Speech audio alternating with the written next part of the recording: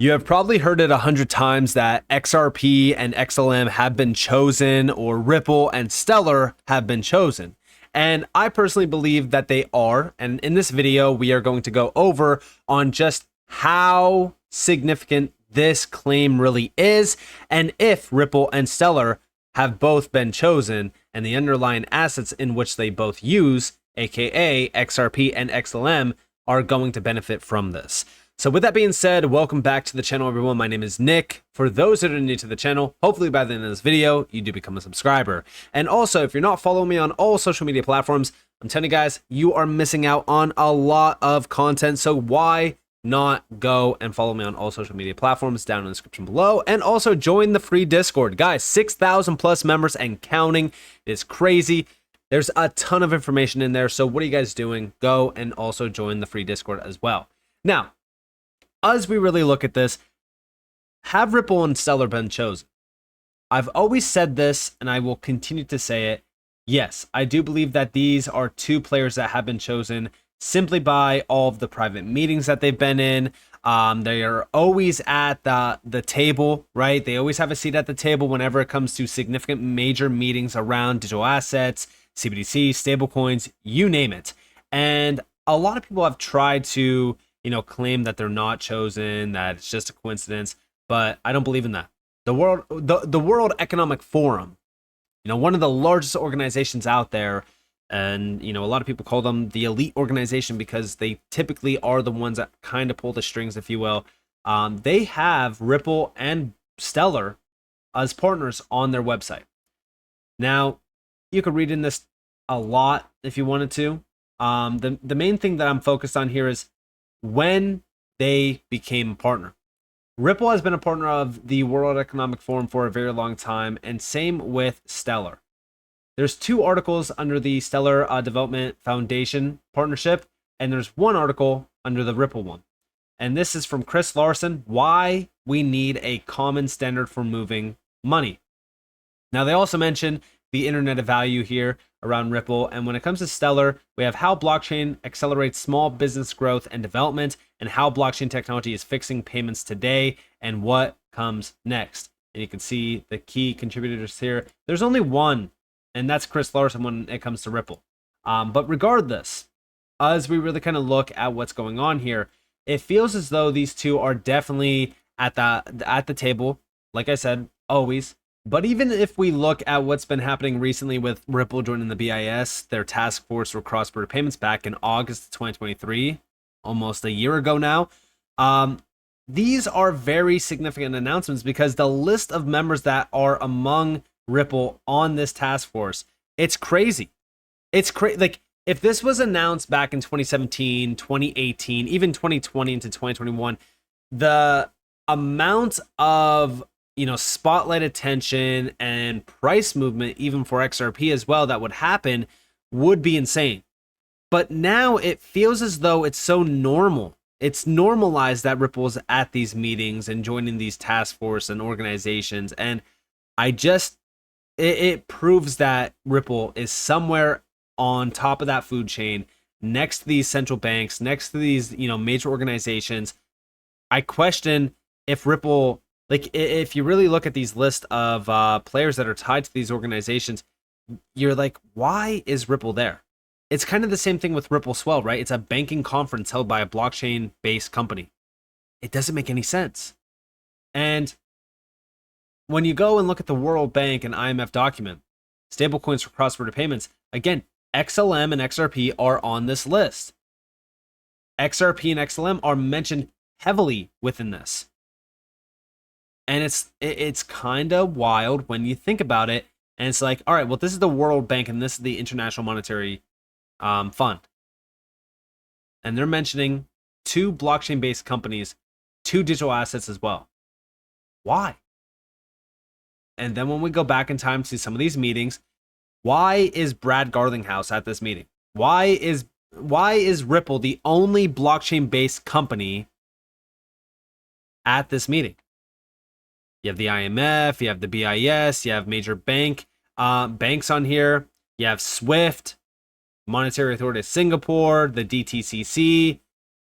I mean, I just find it so interesting that, Ripple is at a meeting like this.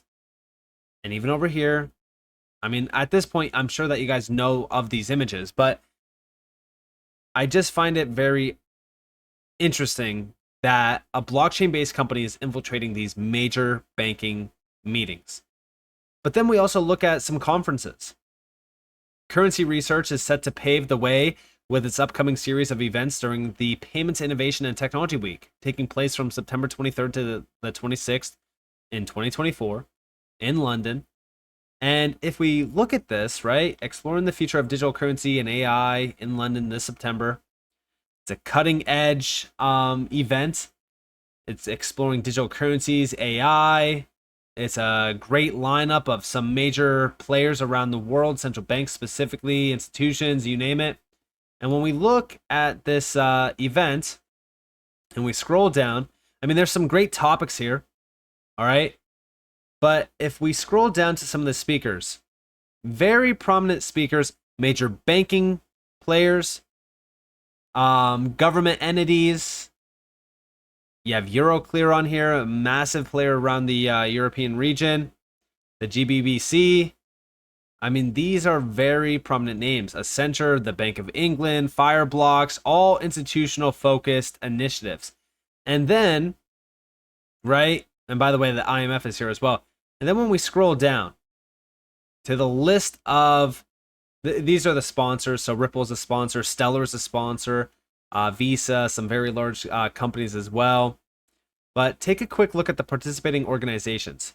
You have Ripple, and you also have the Stellar Development Foundation. It's just so interesting that they're always at these significant conferences and these meetings. Like, look at all of the other names on this list. Central banks, you have the Federal Reserve here. I mean, it's wild.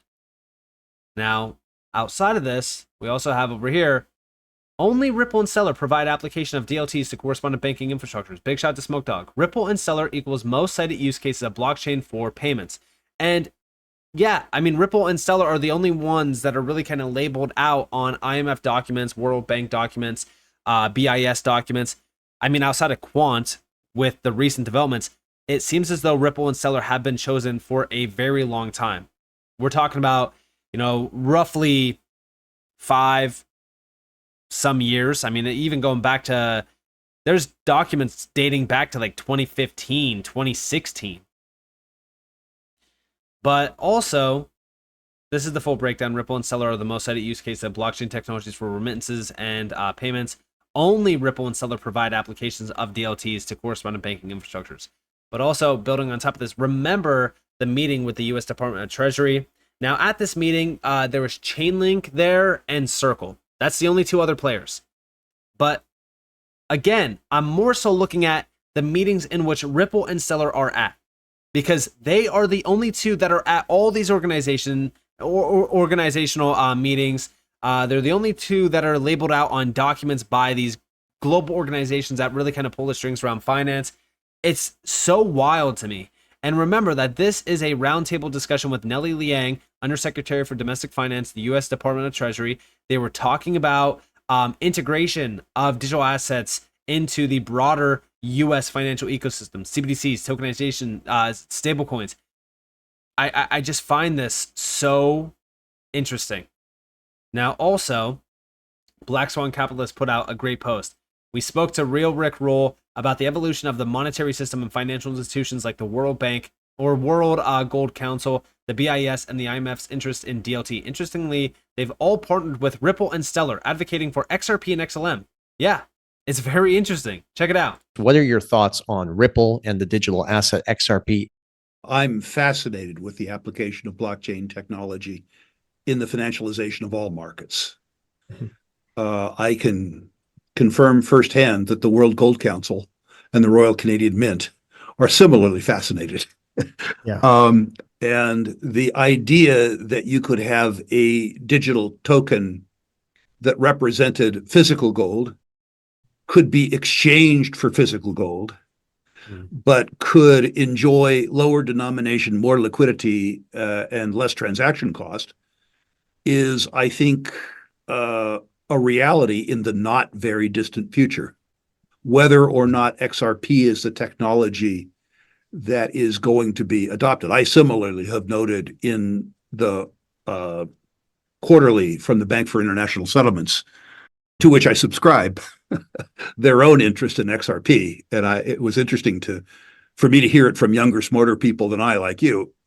And I wouldn't want to comment on the technology because that's not what I do. I'm a lender. The idea that we will soon have a gold token, well, hopefully we'll have 4 or 5 so that they can compete with each other. I think I think it's both inevitable and I think it's imminent. But yeah, I mean, I find it very fascinating that Ripple and Stellar, XRP and XLM are like the only 2 ones that are always on these documents, always the ones that are, being mentioned by these big organizations that really kind of run things. And we also continue to see tokenization endeavors really heating up from Stellar and from Ripple. We see the institutional engagement growing between the two. They were at the forefront of the institutionalization of crypto. They were both extremely compliant. They really kind of both paved the way for utility to take over the space. I can't help but to notice that these two are always engaged on global organizations around our monetary system. And I'm not the only one that is noticing this, and I'm sure that you guys out there also notice this. It's the number one reason why you probably still look at XRP, you still watch XRP videos, you're still engaged around this space, even with XLM as well. I just think that it's very clear from my perspective. It's the number one reason why I always say that these two are chosen. They have been chosen because it's not my opinion. I mean, if you look through all of these documents, if you look through everything that I just went over, it's clear that these two are at the top of the food chain. They're at the top of the food chain. They're at these major meetings. They're working with the largest players out there. I know that they're boring. These two are boring. Price action, boring. They're not pumping heavily. They're not going to massive all-time highs. It's been forever since XRP has been trading at an all-time high. But if you really think about it, okay, if these projects are being chosen, if they are going to be integrated within the global financial system, it would make sense to shake out as many weak hands as possible through either time, price action, even bearish events like the SEC lawsuit. It makes a ton of sense. Let me know what you guys think down in the comments below, though. I'd love to hear your thoughts. If you guys did enjoy this video, definitely leave a like, subscribe, to notifications on because more free content. You guys are more than welcome to follow me on Twitter and join the free Discord down in the description below. And with that being said, guys, it's been Nick. Thanks for watching. Peace out.